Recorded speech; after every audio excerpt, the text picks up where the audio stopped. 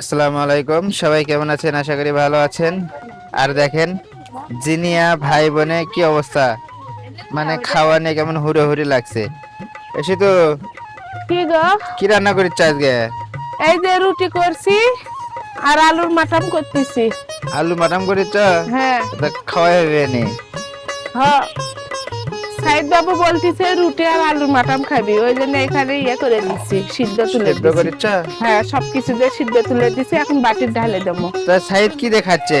সাইদ ওই আদা সিদ্ধই খাচ্ছে। আর জিনিয়া?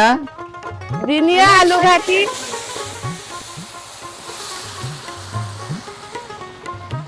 এক কড়াই আলু। দেখছো, এক কড়াই। খুশি। আর 2 দিন পরে তো ওজা, হ্যাঁ, তখন তো মুখ বন্ধ হয়ে যাবে এখানে। দিনের বেলা আর খাইতে পারবে না।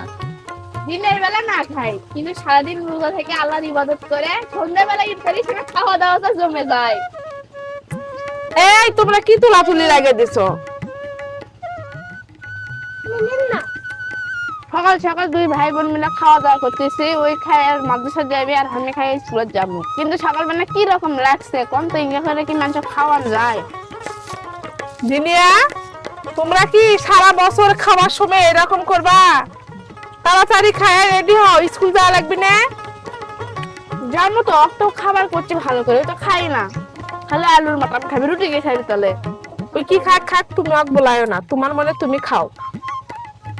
দেখেন গাইস কি রকম করে ভাই বোনেরা। আর তোমরা ভাই বোনে কি পারাপারি লাগছে খাওয়া নিয়ে?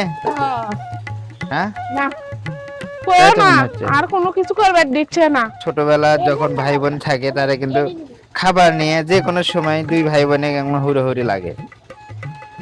আরে আমরা তো হুড়োহুড়ি লাগিনি, আদর করে দিচ্ছি। হ্যাঁ হ্যাঁ, আর হুড়োহুড়ি লাগো তোমরা বেশি বেশি।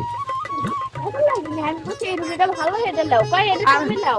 জিনিয়ার একটা অভ্যাস কি জানো, ছাই একই খাবার দিমু, তারপরে ছাইদের পাতর থেকে ওই খাবি, ওর একটা অভ্যাস। বাবাটা অভ্যাস। অভ্যাসই তো।